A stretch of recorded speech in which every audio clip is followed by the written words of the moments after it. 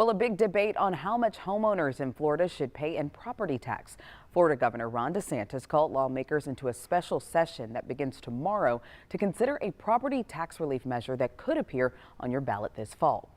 Now our Zach Wilcox talked with Jacksonville City Council member Joe Carlucci about what the proposal would mean for the city of Jacksonville budget. And Zach, if this happens, it would be a big difference for city leaders to really plan around. Yeah, Channing, about a $300 million difference. And according to an analysis from the City Council Auditor's Office, that would be the number. And there are still a lot of hoops to jump through before homeowners are paying substantially less property taxes, if not none at all in the far future. But Jacksonville leaders want to make sure they plan ahead so they aren't caught off guard if this does come to fruition.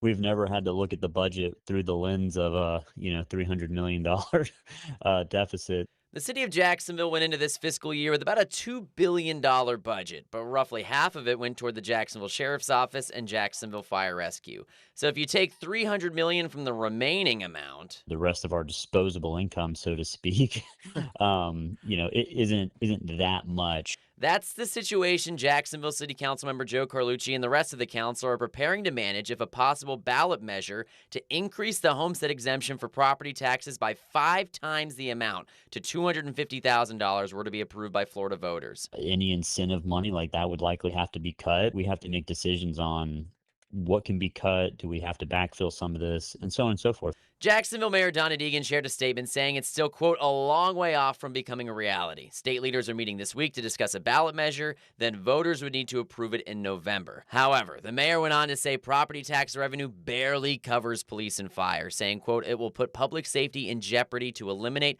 or dramatically change this revenue source. Carlucci, the head of the city's finance committee, says the committee will take some time after the regular meeting this week on Tuesday to talk about it with city staff. Have some information to get us prepared so we're not caught flat-footed in November. Carlucci pointed out Jacksonville isn't alone in starting up these conversations. It would be a very large reform for every city, not just Jacksonville.